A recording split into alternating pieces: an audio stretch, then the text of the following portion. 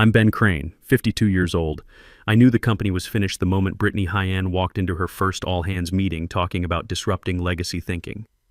This woman, Arthur's granddaughter, fresh off a Wharton MBA, strutted in like she'd invented business itself. Not earned it through 20 years of building systems from scratch. Just inherited it because she shared DNA with the man who used to call me the backbone of this operation. 20 years at High-End Solutions. I joined in 2004 when our servers were held together with prayer and our IT infrastructure fit on a folding table. Before that, 10 years Navy logistics. You learn fast in the military. If you screw up, people don't eat and missions fail. You learn to document everything, trust processes, and never assume anything. Arthur built this company from a garage in 1998. Supply chain software, logistics optimization, the boring infrastructure that makes everything else possible. He used to say, Ben, systems are memory. If you don't document it, it never happened. So I documented everything. Every process had a paper trail, a timestamp, and a backup. When you've been somewhere long enough, you stop needing a title to know your value. I was Chief Operations Officer, the person you called when procurement stalled, when compliance panicked, or when legal couldn't find the right contract version. Then Arthur got sick. 18 months of decline. The board panicked and handed control to Brittany. She was 29, barely 2 years out of business school. Her biggest accomplishment was a summer internship where she'd learned to make PowerPoints with synergy on every slide. But she was family, and panicked boards pick blood over brains. From day one, I was on borrowed time. She gave a speech about modernizing while scrolling Instagram the whole time. Never looked me in the eye. I started noticing things. Calendar permissions restricted. People I'd mentored suddenly CC'd me instead of including me. I overheard her tell HR I represented legacy overhead. Here's the thing about being underestimated. It gives you time. Quiet time. The kind where you revisit old files, pull up dusty PDFs from 2009, and remember every conversation that mattered. Arthur and I had an understanding. He trusted me to protect the company's foundation. Buried in those foundations were clauses with very sharp teeth. I didn't fight the changes. I watched her replace our VP of Finance, 25 years of experience, with a 26-year-old financial wellness consultant. I smiled when she brought in Austin to be Chief Strategy Officer, despite the fact that his only strategy seemed to be agreeing with everything Brittany said. But I also quietly verified my notary license was current, dusted off a 19-page document signed by Arthur in 2009, and started logging every interaction into a private email thread titled Documentation. In the Navy, we had a saying, hope isn't a strategy, preparation is. I knew the final blow would come, suddenly.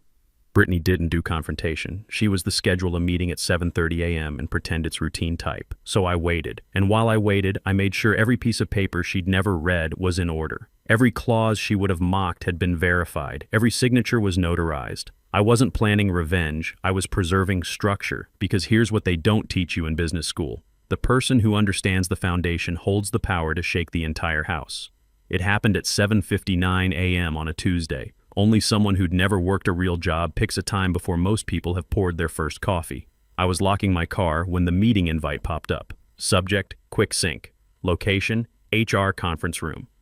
B sent at 7:56. No context, no prep.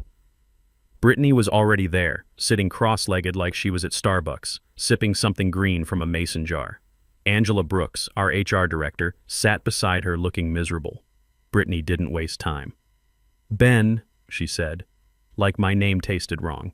We've been evaluating our organizational structure, and after some difficult discussions, we've decided to sunset your role as part of our modernization initiative. Sunset.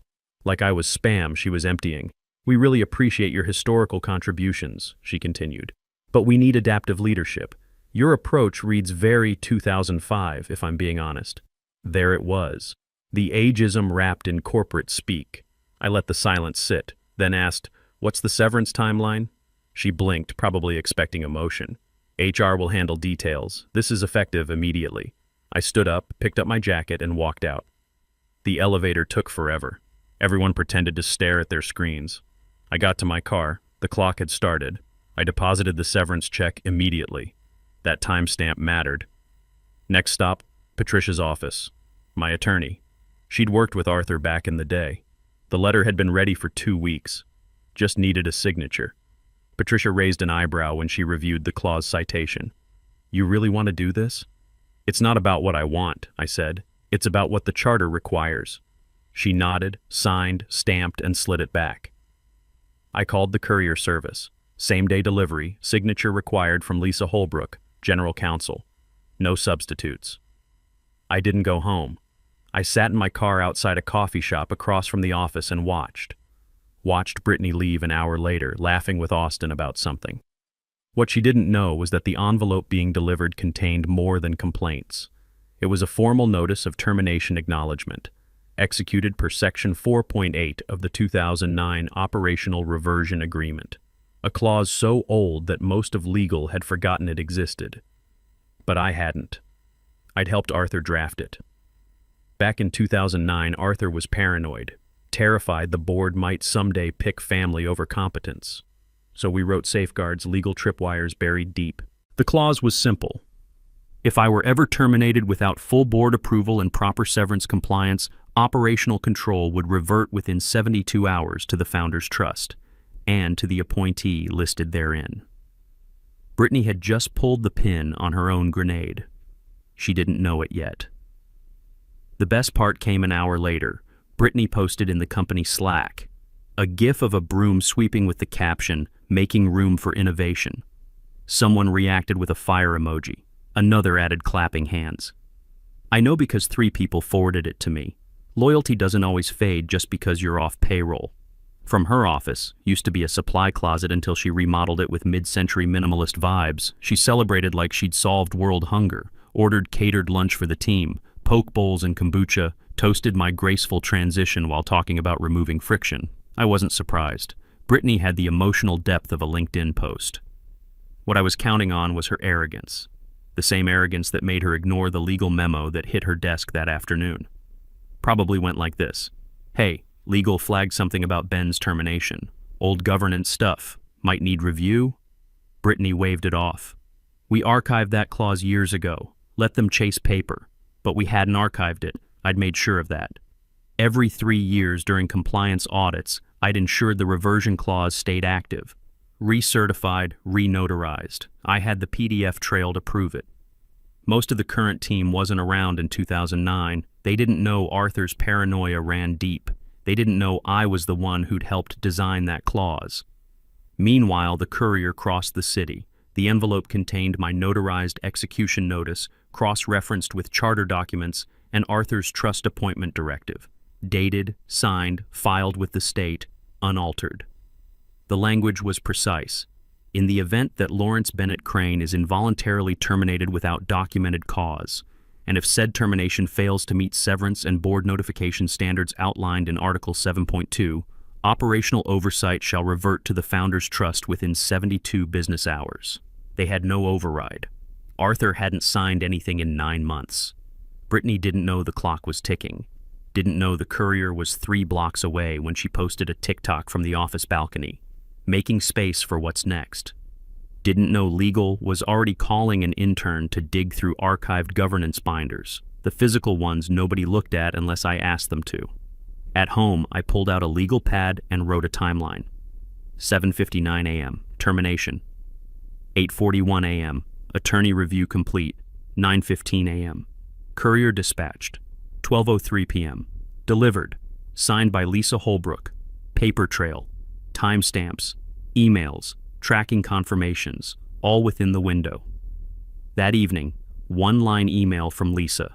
Please confirm whether you've executed the reversion clause per Article 4.8. I replied, executed, timestamped, and delivered as required. Effective as of today. Signed it regards because I'm a professional. Then I watched the Slack notifications pile up. The whispers had started. By Thursday, 48 hours post-termination, Brittany had already fired 3 more senior people. VP of Vendor Relations, gone. Payroll Systems Manager who'd been there 15 years, out. The woman who'd built our onboarding program, reassigned to nothing.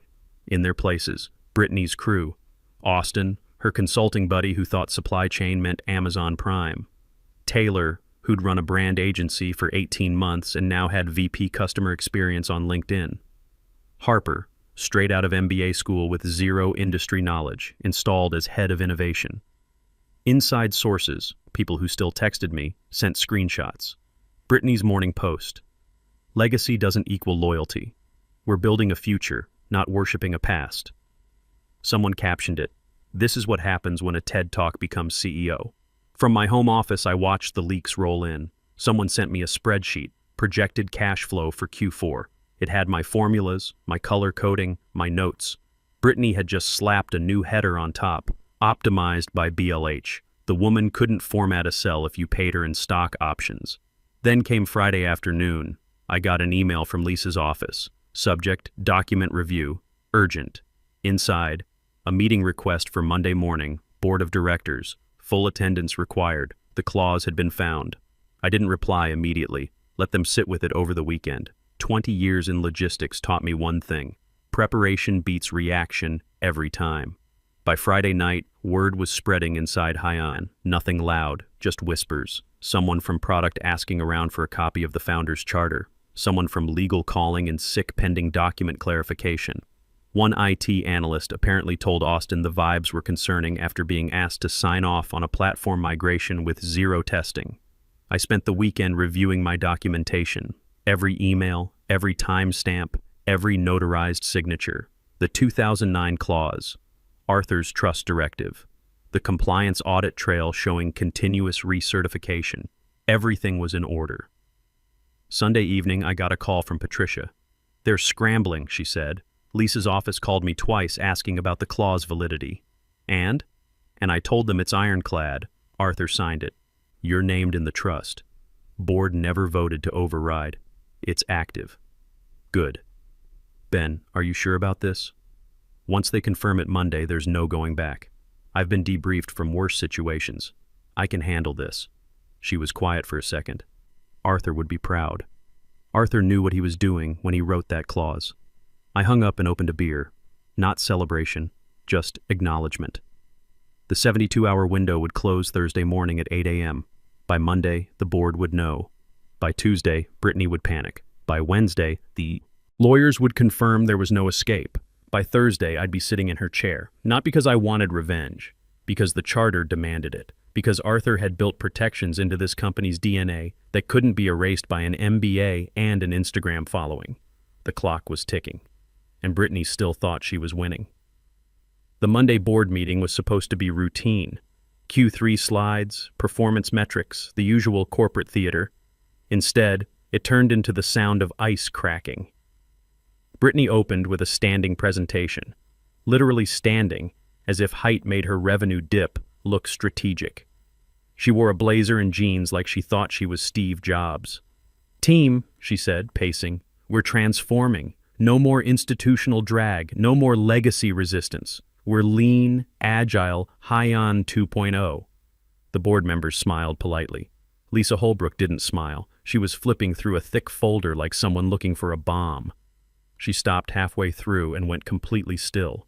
Brittany didn't notice, too busy talking about vertical growth through distributed strategy. Lisa raised a hand. "Sorry to interrupt, but a legal document came in over the weekend, notarized, delivered by courier." Brittany waved dismissively. "If it's from Ben, I already told HR to ignore it." Lisa didn't blink. "It's not noise. It's a contractual execution notice." The room shifted. Meredith Porter, board chair, leaned forward. "Is this a legal issue?" Lisa adjusted her glasses. "Potentially. I need to call a recess to review a clause referenced in the document." "Clause?" Brittany scoffed. "Lisa, we archived the old paperwork years ago. Legal was modernizing everything." "We archived templates," Lisa said, voice flat, "not governing documents. This clause predates our digital archive." Meredith leaned in. "How old?" Lisa flipped the page. 2009. Arthur Haiyan's original charter, reviewed and reaffirmed during our 2018 compliance cycle. Brittany laughed. "Okay, so what? Ben found some dusty footnote and thinks he's staging a coup?" Nobody laughed with her. Lisa closed the folder. "The document isn't a complaint. It's a formal execution notice triggered by his termination." Section 4.8. Operational Reversion Agreement. Meredith frowned. Is that enforceable? Lisa stood. I need 30 minutes. Brittany tried to laugh it off. Look, this is what happens when you keep legacy people too long. He's being dramatic. Silence. Seriously, Brittany added, looking around. You're not buying this? One board member cleared his throat. I think clarity would benefit everyone. They stood. Chairs scraped. Lisa moved quickly. Brittany leaned against the table.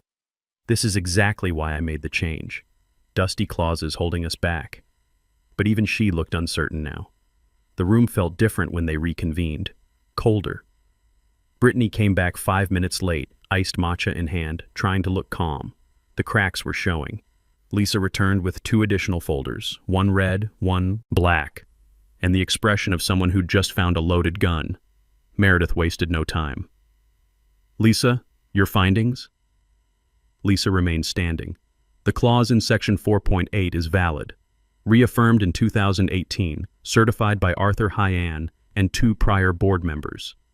One of the older board members nodded slowly, clearly trying to remember if he'd signed something at a board retreat. Lisa continued. The clause prevents unilateral termination of key personnel without full board review and severance compliance. If violated, it triggers a 72-hour reversion period. We're 60 hours in. Brittany sat up straight. Come on. That clause was symbolic. You said so yourself. I said it was obscure, Lisa corrected. Not symbolic. It's enforceable. Severance terms weren't met. The board wasn't notified in writing. The founder's trust holds final authority. Brittany stood. You're saying this is real? Lisa opened the black folder. Inside was the clause, signed by Arthur and initialed by me. Dated, stamped, notarized. It's not just real, Lisa said. It's active.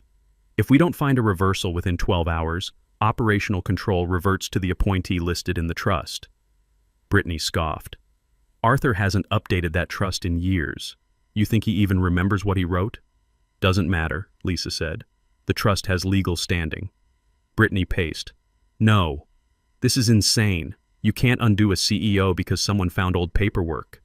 The gray-haired board member spoke. You fired someone with direct connection to the founder and assumed the paperwork wouldn't matter. That's not old paperwork. That's a binding clause. Brittany turned on Lisa. Why didn't you flag this sooner? Lisa stayed calm.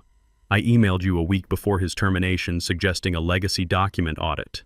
You replied with a thumbs-up emoji. Beat of silence. Meredith exhaled slowly. So what happens when the clock runs out? Lisa opened the red folder. The appointee listed in the trust assumes operational oversight, interim or otherwise, until the board restructures the charter. The founder's written override is required for changes. Arthur can't even hold a pen, Brittany muttered. Then you have a problem, Lisa said. Brittany looked desperate. We can contest it. Emergency injunction. You'd need standing, Lisa said. The clause explicitly removes CEO power in triggering events. Then call Ben. He's not answering. Then you call him. Lisa closed her folder. This is what happens when you don't read the documents you inherit. By 3 p.m., they decided to inform Arthur. His health had declined, but he was still lucid in short bursts, still legally competent. Lisa went. Brittany wasn't allowed in the room. Lisa returned after 5 p.m. The board was waiting. She placed her notes on the table. The founder has been informed. He was shown the document, the timestamps, the trust directive. Meredith asked quietly, Did he understand? Lisa nodded. Fully. When shown the appointee's name, he smiled. Brittany's voice cracked. This is insane. You're letting someone from the 1990s reset a $500 million company because of what? Loyalty? I built this place up. Lisa turned slowly. No, Brittany. You inherited a seat. He built the table. The room went silent. There were 9 hours left on the clock. And the name in Arthur's trust wasn't Brittany. It was mine. It was 7:58 a.m. Thursday when the board reconvened. Same room, same table. Every person had the posture of someone waiting for a verdict. Nobody spoke. The legal team was already seated, documents lined up like evidence. Meredith tapped her pen against a leather portfolio. 3 soft ticks, then pause. 3 more, the only sound in a frozen room. At exactly 8 a.m., the courier arrived. Security led him in. He walked the length of the table and handed an envelope to Meredith. She opened it without ceremony. Inside, notarized cover letter, 12-page activation packet, a drive containing clause validation and compliance audit trail. Lisa read the first lines and nodded once. It's done. Brittany stood by the window, laughing nervously. So, what now? He just walks in wearing a cape? The door opened. I stepped in. No theatrics. Black suit, same Haiyan badge I'd worn for 20 years clipped to my lapel. A single flash drive in my hand. I walked to the head of the table and sat down. Nobody spoke. Not because they were told to, because the gravity had shifted back to where it belonged. Meredith looked at the table.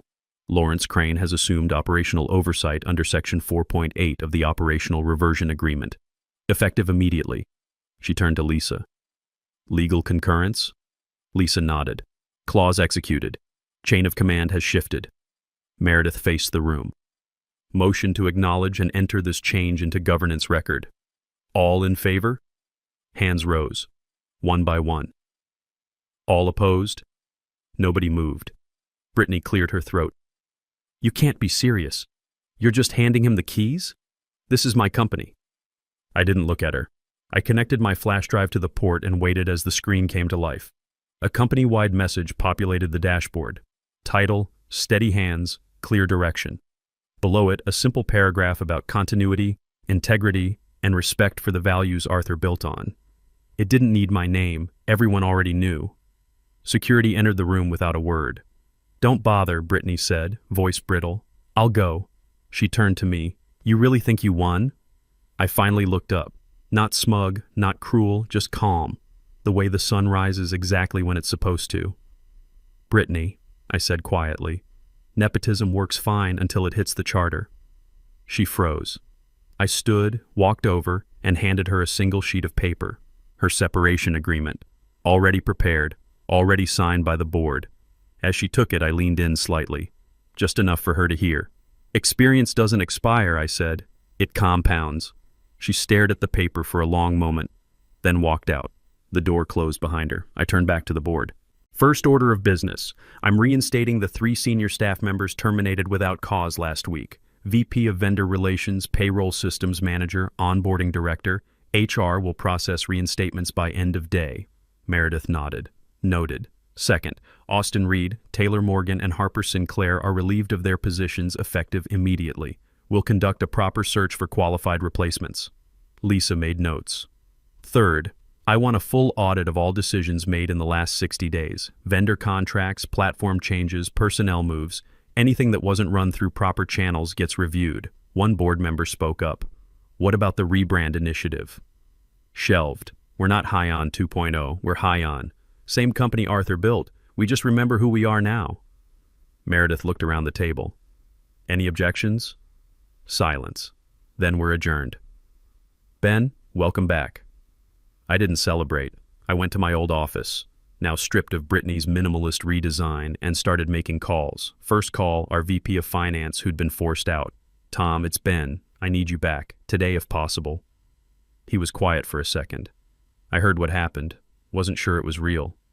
It's real. Contract's ready when you are. I'll be there in an hour. Second call, the payroll manager. Third call, the onboarding director. All 3 said yes within 5 minutes. By noon, the office felt different. People walked differently, talked differently, like someone had turned the oxygen back on. I got a text from one of the junior developers. Is it true? Are you actually back? I replied, never really left. That afternoon, I visited Arthur. He was in his study at home, thinner than I remembered, but his eyes were clear. Ben, he said, voice rough but steady. Arthur, heard you gave my granddaughter a civics lesson. Heard you smiled when they told you. He nodded slowly. Built that clause with you for a reason. Knew someday someone would forget what matters. Competence, loyalty, systems that work. The company's stable, I said. We'll keep it that way. I know you will. He paused. That's why I put your name in the trust. We sat in silence for a minute. Not awkward. Just 2 people who'd built something together and watched it almost fall apart. Thank you, I said finally. Don't thank me. You earned it. 20 years of earning it. I left his house and drove back to the office, pulled into my old parking spot. Brittany had reassigned it to Austin, but I was taking it back. Walked through the lobby. People nodded. A few smiled. One person from accounting actually said, "Welcome home." I took the elevator to the 5th floor and sat down at my desk. Same desk, same chair, same view of the city I'd had for 20 years. But everything was different now. I'd been fired at 7:59 a.m. on a Tuesday. By 8 o'clock a.m. on Thursday, I owned the company. Not because I wanted revenge, because Arthur had built protections into the foundation that couldn't be erased by privilege and arrogance. Because experience doesn't expire, it compounds, and I'd just spent 72 hours proving it.